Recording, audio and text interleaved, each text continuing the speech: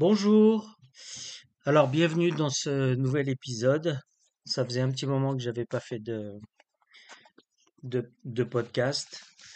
Et aujourd'hui, je voudrais vous parler d'un livre que j'ai lu récemment, là, de Bruno Lallemand, La science de l'éveil et du bonheur. 30 clés pour y parvenir. Mais je voudrais vous parler spécifiquement d'un chapitre qui parle de la vraie nature de l'esprit. Et bon, je vous en avais déjà parlé, vous chercherez dans les vidéos qui ont déjà été faites au sujet de la conscience. Et l'auteur qui m'avait beaucoup inspiré de parler de ça, de traiter de ça, de chercher à propos de la conscience, c'est Neville Goddard. Et là, il nous parle aussi de la conscience. Donc, j'aimerais vous lire quelques passages. Seule la conscience est consciente. Une sensation n'est pas consciente. Comment pourrait-elle l'être? Car dans ce cas, qui est conscient de la sensation? Alors, qu'en est-il, qu'en est-il alors de la réalité? Qui se fait cette réflexion? Qui fait l'expérience de tout ceci? Alors, avant de commencer notre exploration, et pour des raisons didactiques, notez que j'emploierai le mot conscience pour désigner cela qui perçoit, cela qui fait l'expérience, cela qui est conscient de l'expérience, des pensées, des sensations, etc. Les notions d'âme, de soi et bien d'autres termes ont, selon moi, été tellement utilisées à tort et à travers qu'elles créent plus de confusion qu'elles n'éclairent. Sachez simplement que tout ce que nous allons aborder maintenant ne nécessite aucune croyance, ne s'appuie sur aucune idéologie. Il ne s'agit ni de philosophie, ni de concepts spirituels ou psychologiques. Pas plus qu'il ne s'agit de science. Chacun peut le vérifier par lui-même et en faire l'expérience. Il suffit de l'appliquer. Il n'est pas question pour vous d'adhérer à quelque croyance ou philosophie que ce soit, mais de voir par vous-même. La première étape consiste à reconnaître. Je suis cela qui est conscient de mon expérience, qui est conscient de mes pensées, conscient de mon corps et des sensations qui s'y manifestent. Prenez le temps de regarder cela en vous-même. Une pensée ou une série de pensées apparaissent à la conscience.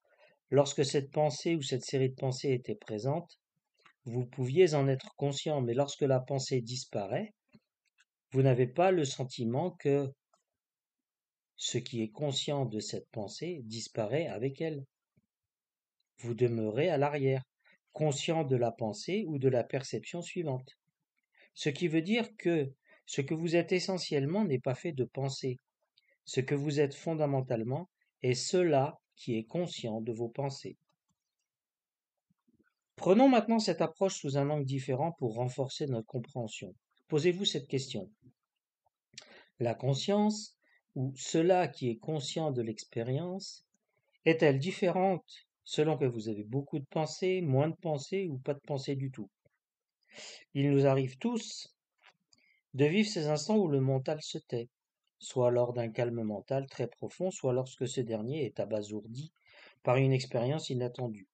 Pendant quelques secondes, le mental est comme suspendu, absent ou en sommeil. La conscience a-t-elle disparu pour autant?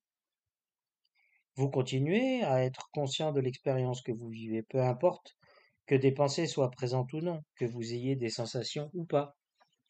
Ce qui confirme que ce que nous sommes par essence n'est pas fait de pensées ou de sensations. Ce que nous sommes essentiellement est cela qui est conscient de nos pensées, autant que tous les objets de nos perceptions. C'est la première étape. Je suis cela qui est conscient. Ou si vous préférez, la conscience elle-même, ou encore l'expérience d'être conscient. Il s'agit là de la reconnaissance de la présence de la conscience. Maintenant, nous pouvons nous poser la question, quelle est la nature même de la conscience? Abordons maintenant la question de la conscience, non pas de façon abstraite, mais de manière réellement concrète, parce que c'est un aspect que tout le monde peut expérimenter. Vous avez bien saisi à ce stade que lorsque nous parlons de conscience, nous parlons bien de nous-mêmes. Ce que je suis par essence est la conscience. Nous pouvons ainsi réaliser, grâce à cette exploration, la nature essentielle de ce que nous sommes. Maintenant que nous avons reconnu que je suis cela qui est conscient de l'expérience, nous pouvons dès à présent nous demander quelle est la nature de cette conscience. Mais qui peut vraiment connaître la vraie nature de la conscience? Qui sait, entre guillemets, qu'il y a conscience? Qui ou quoi? Pour cela, nous devons nous demander qui est conscient. À cette étape de notre exploration, nous pouvons affirmer que seule la conscience est consciente. Une sensation n'est pas consciente. Comment pourrait-elle l'être? Car dans ce cas, qui est conscient de la sensation? Une pensée n'est pas consciente. Votre corps n'est pas conscient. Autrement dit, seule la conscience peut être consciente. Alors il y a un petit aparté, le corps n'est pas en mesure de faire l'expérience d'être conscient, pas plus que la pensée. Seule la conscience reconnaît elle-même qu'elle est consciente, ce qui veut dire que seule la conscience peut s'explorer elle-même et connaître sa vraie nature.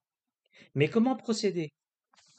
Simplement en vous interrogeant vous-même, non pas du point de vue du mental, qui ne peut qu'élaborer des concepts, des croyances, des idées ou des suppositions, mais du point de vue de la conscience, de ce qui en vous fait l'expérience d'être conscient.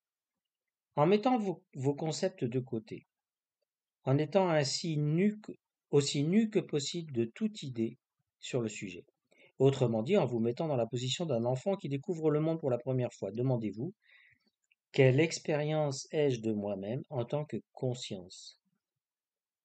Vous pourriez ici être tenté de répondre mentalement, mais je vous invite à n'élaborer aucun concept. Ne donnez aucune réponse qui s'appuie sur ce que vous croyez savoir, sinon vous ne pourrez pas faire cette exploration de la conscience. Nous connaissons tous la perception que le mental peut avoir de la conscience. Ce dernier considère que la conscience est associée au corps et que de fait elle partage ses limites et sa destinée. C'est l'approche de la plupart des personnes, c'est l'approche que la plupart des personnes ont de la conscience, en dehors de tout idéal philosophique ou spirituel si nous en avons. La pensée ne peut pas comprendre la conscience, elle ne peut en aucune façon l'appréhender. La pensée ne comprend rien à la conscience. Seule la conscience peut se connaître elle-même, à condition que nous soyons capables de laisser notre mental de côté, de devenir une conscience libre de toute croyance. Comment explorer la nature de la conscience? Alors maintenant, posons-nous la question, quelle expérience la conscience a-t-elle d'elle-même? Maintenant, vous savez que vous êtes cela qui est conscient de votre expérience. Plutôt que de porter votre conscience sur vos pensées, vous la déplacez pour devenir cette fois conscient de l'expérience d'être conscient. Qu'allez-vous percevoir? Si vous n'êtes plus au niveau de votre mental, vous pouvez sans aucun doute voir qu'il n'existe aucun contenu au niveau de la conscience. Je dis bien au niveau de cela qui est conscient. Il n'existe aucun contenu objectif.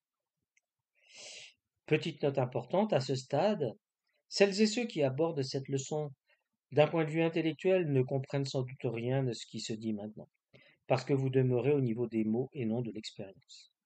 Vous essayez de comprendre, donc vous élaborez des concepts. Nous avons bien dit plus haut que le mental ne comprend rien à la conscience. Je vous invite donc à lâcher prise et à demeurer dans une attention flottante. Maintenant, si vous deviez explorer cela qui est conscient, ou la conscience elle-même, demandez-vous si vous avez déjà fait l'expérience de votre apparition ou de votre disparition. Nous ne parlons pas ici de la disparition des objets apparents comme votre corps. Nous parlons bien d'explorer le fait d'être conscient ou ce qui est, ce qui perçoit. Êtes-vous capable d'identifier le moment de l'apparition ou la disparition du fait d'être conscient, ou si vous préférez, de vous en tant que conscience? Si vous le souhaitez, vous pouvez demander à la conscience, as-tu déjà fait l'expérience de ta propre apparition ou de ta disparition? Vous réaliserez alors que la réponse est non. Comment est-ce que la conscience, autrement dit vous, sait qu'elle apparaît vraiment et qu'elle disparaît? Elle ne le sait pas. En tant que conscience, vous ne le savez pas. Nous savons très bien ce que la pensée dit au sujet de la conscience. Pourquoi? Parce que la conscience identifie la conscience au corps. Du point de vue du mental, les objets apparaissent et disparaissent, et donc le mental suppose que la conscience apparaît et disparaît aussi. Mais si nous nous posons la question, autrement dit, si nous posons la question à ce qui en nous est conscient de lui-même, et comme la conscience est la seule à être consciente, si nous nous demandons fais-je l'expérience de ma disparition, la conscience demeure silencieuse. Un silence s'installe en vous. C'est dans ce silence que la conscience s'explore, cherchant l'expérience de sa propre disparition. Et que réalisez-vous? Non, je, conscience, entre guillemets, n'ai jamais fait l'expérience de ma propre disparition ou de ma mort, et par conséquent, dans l'expérience que j'ai de moi-même, je ne suis pas sujet à la disparition ou à la mort. La conscience ne peut apparaître et disparaître, car dans ce cas, qui est conscient des changements? C'est uniquement la pensée qui associe la conscience au corps et qui considère qu'elle subit la destinée du corps, autrement dit que la conscience naît et meurt. Mais dans ma propre expérience en tant que conscience, je suis à jamais là où je suis, non pas à jamais dans le temps, mais éternellement ici, présent. En d'autres termes, vous pouvez réaliser dès lors que vous ne pouvez rien vivre d'autre que des instants de conscience. Tout ce que vous avez vécu par le passé, vous en gardez une trace simplement parce que vous étiez là au moment où ces phénomènes se sont produits. Mais essayez d'être ailleurs que là où vous êtes. C'est impossible, parce que la conscience, autrement dit ce que vous êtes, ne peut être ailleurs que là où vous êtes.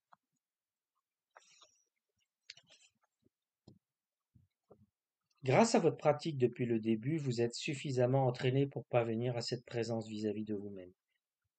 Il s'agit bien de cela, cela qui est présent en vous, cette présence qui perçoit, cette présence qui est là, juste là où vous êtes, et que vous pouvez nommer conscience, conscience d'être, même si nous ne pouvons pas la nommer en réalité.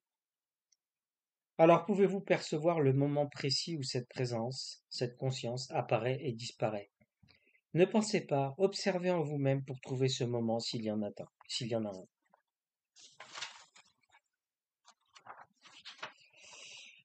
Je vous propose maintenant de continuer votre exploration en vous invitant à vous demander, y a-t-il une quelconque limite à cela, entre guillemets, en moi qui est conscient? Pour ce faire, explorez votre conscience. Cherchez une limite que pourrait avoir le fait d'être conscient, une limite à cette présence. Pouvez-vous percevoir une quelconque limite, ou si vous préférez, percevez-vous un contour à votre conscience? Vous réalisez sans aucun doute que ce n'est pas applicable. Allons plus loin. Est-ce que ce qui en vous est conscient, ou présence, peut entrer en contact avec autre chose que lui-même?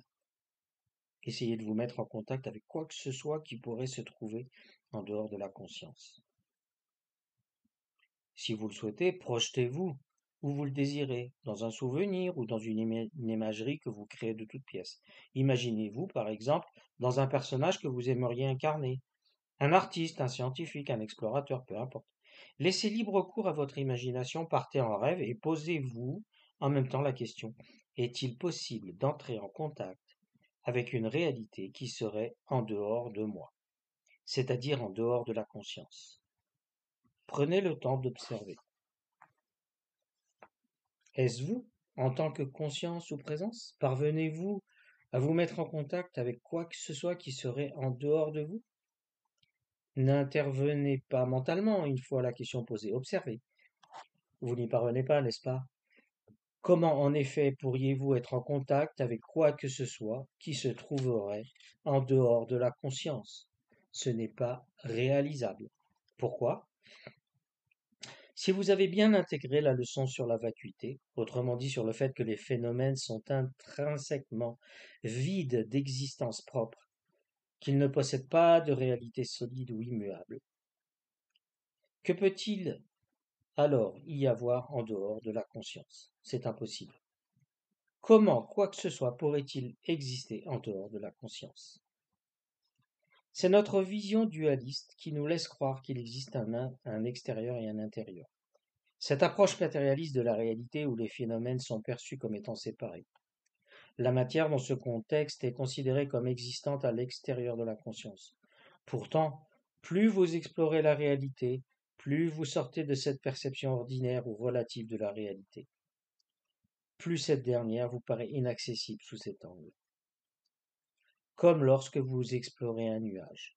Plus vous cherchez ce nuage et moins ce nuage apparaît clairement, parce qu'il n'existe pas intrinsèquement, non pas qu'il n'existe pas en tant qu'émanation, mais parce qu'il est un flux transitoire, et non une réalité fixe. Il ne reste alors que la conscience, cela qui perçoit. La conscience n'a pas d'âge. Pourriez-vous dire que la conscience subit un quelconque vieillissement? Peut-elle se dégrader? Cela qui est conscient en vous vieillit-il? Depuis votre naissance jusqu'à aujourd'hui, pouvez-vous affirmer que cette présence qui perçoit a subi un quelconque changement? Rappelez-vous la 11e pratique du 12e niveau, la conscience que vous aviez de vous-même en tant qu'enfant est-elle différente aujourd'hui? A-t-elle vieilli? Il est fort possible à ce stade que votre mental soit troublé, ne parvienne plus à saisir quoi que ce soit, et c'est normal. Pour aller plus loin, nous allons faire un exercice. Atteindre la stabilité de la conscience. Avant de procéder, prenez conscience que votre attention ne se porte plus sur les pensées ou sur le mental, mais sur la conscience elle-même. Plus vous demeurerez stable en cet état, et moins vous serez charrié par vos propres émotions ou vos pensées. Elles apparaîtront comme des nuages qui se forment, se modifient et disparaissent, sans laisser de traces sur la conscience. De même que tous les phénomènes qui prendront naissance comme une vague, le temps de son parcours, avant de disparaître aussi. Acquérir cette stabilité prend du temps en raison des nombreuses habitudes que nous avons acquises tout au long de notre existence. Nous nous trouvons dans la même position que quelqu'un que l'on a entretenu dans un mensonge pendant des années et qui a construit sa vie autour de ce mensonge. Au début, il lui est difficile d'admettre ce mensonge. Cela se fait par touches progressives jusqu'à ce que cela soit complètement accepté. Ensuite vient l'étape de se défaire des habitudes que l'on a développées autour de ce mensonge, avant de vivre dans la vérité. Accepter que tout ce que nous avons construit à partir de croyances et non de la réalité prend tout autant de temps. Mais petit à petit, notre existence commence à prendre le goût du vrai. Alors, mise en pratique, et on termine par là. Cherchez avant tout l'apaisement mental. Laissez vos pensées se tranquilliser et trouver un rythme paisible et calme, de manière à vous sentir complètement ouvert et réceptif à l'expérience. Ne mentalisez pas, écoutez seulement et observez. Ne répondez pas mentalement. Soyez totalement présent et disponible. Soyez juste là où vous êtes, présent, ouvert et tranquille, et écoutez ces questions tout en observant en vous. Ça, entre guillemets, cela qui est conscient en vous, quoi que cela soit, cela ne peut être vraiment nommé. Est-ce une forme? Ce qui est en vous, est-ce conscient? Cela a-t-il une forme ou une taille? Est-ce un objet?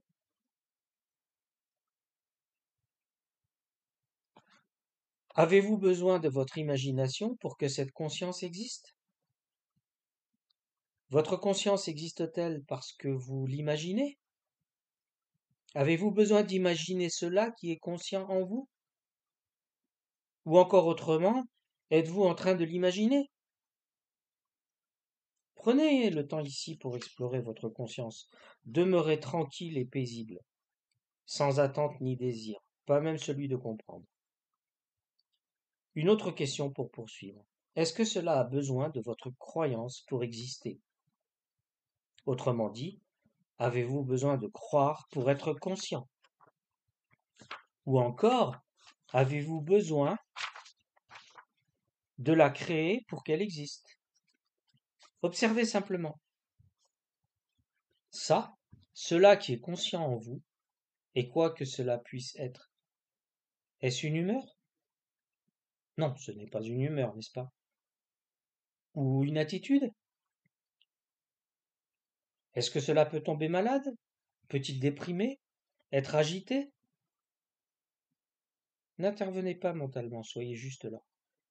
Cela peut-il être séduit ou flatté, ou encore impressionné? Est-ce que votre conscience peut être blessée ou attaquée? Ça ou cela qui est conscient en vous peut-il être enfermé? Quelqu'un peut-il le posséder ou se l'approprier? Est-ce que votre conscience ou le fait d'être conscient peut être produit par vos sens? Peut-il être produit par vos pensées? Restez attentif. Une autre question importante. Est-ce que votre mental se trouve en dehors de votre conscience? Ou encore, existe-t-il quelque chose qui se trouve en dehors de votre conscience? Parvenez-vous à trouver quoi que ce soit qui serait en dehors de cela qui est conscient en vous?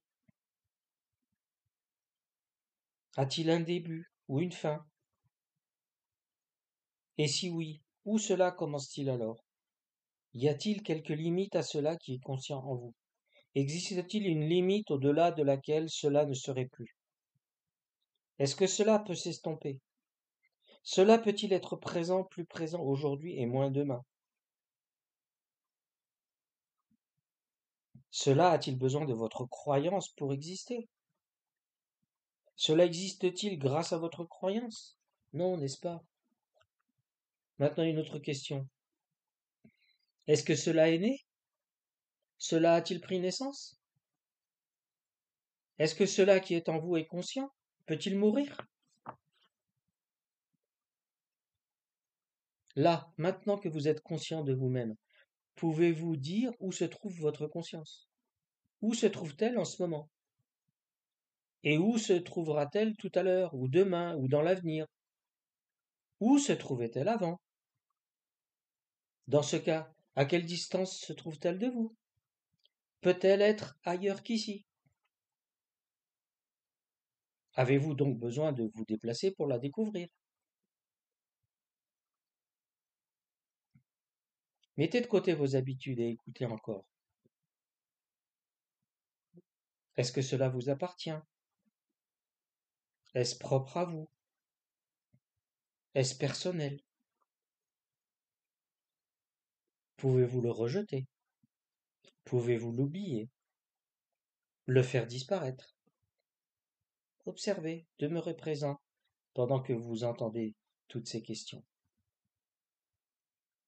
Et maintenant, demeurez paisiblement dans cette conscience de votre vraie nature. Oubliez vos questions pour le moment. Elles reviendront d'elles-mêmes, jusqu'à ce que vous soyez stable dans cette conscience de votre véritable nature. Voilà mes amis pour ce chapitre. Je vous invite à lire la partie mise en pratique avec toutes les questions et d'écouter ça et d'essayer de répondre à ces questions au cours de votre méditation. À la prochaine!